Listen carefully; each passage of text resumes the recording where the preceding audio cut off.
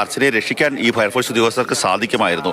അതിനുവേണ്ടിയാണ് സോണി അകത്തേക്ക് ഇറങ്ങിയത്. അകത്തേക്ക് ഇറങ്ങി അർച്ചനയുമായി സംസാരിച്ച സമയത്താണ് ശിവകൃഷ്ണൻ എന്ന് പറയുന്ന വ്യക്തി അവിടേക്ക് എത്തുകയും അയാൾ ടോർച്ചിൻ്റെ വെട്ടം ഈ കിണറ്റിനുള്ളിലേക്ക് പതിപ്പിക്കുകയും ചെയ്തത്. ആ സമയത്ത് വളരെ പഴക്കമുള്ള, നമുക്ക് ദൃശ്യങ്ങളിൽ നിന്ന് കാണാൻ സാധിക്കും, വളരെ പഴക്കമുള്ളൊരു കിണറാണ്. ആ കിണറിൻ്റെ ഭിത്തി പൂർണ്ണമായും, ഒരു ഭാഗം പൂർണ്ണമായും ഇടിഞ്ഞ് കിണറ്റിലേക്ക് വീഴുകയാണുണ്ടായത്. സോണി തലയിലേക്കാണ് കല്ലും പാറകഷ്ണങ്ങളും ഒക്കെ തന്നെ വീണത്. അങ്ങനെ തലയോട്ടി തകർന്ന് തലച്ചോറ് പുറത്തു വന്ന ഒരു അവസ്ഥയിലാണ് മനുഷ്യനെ പുറത്തേക്ക് എടുത്തത്. ഒരു ജീവൻ രക്ഷിക്കാൻ വേണ്ടി എത്തിയ ഉദ്യോഗസ്ഥരാണ്. അവർ കൃത്യമായി പറഞ്ഞാണ് ഒരു കാരണവശാലും അങ്ങോട്ട് പോകരുത് എന്നുള്ളത് കൃത്യമായി പറഞ്ഞാണ്. എന്നിട്ട് പോലും അത് അവഗണിച്ചുകൊണ്ട് ശിവകൃഷ്ണൻ പോയത് തന്നെയാണ് ഇത്തരത്തിലുള്ളൊരു അപകടത്തിലേക്ക് നയിച്ചതെന്നാണ് നമുക്ക് മനസ്സിലാക്കുവാൻ സാധിക്കുന്നത്. അതിദാരുണമായിട്ടുള്ളൊരു സംഭവമാണ് പൂജ. പറയാതിരിക്കാൻ സാധിക്കില്ല. ഒരു ശിവകൃഷ്ണൻ്റെ എടുത്തിയാട്ടമാണ് ഇത്തരത്തിൽ 3 മരണത്തിലേക്ക് കാര്യങ്ങൾ എത്തിച്ചത്.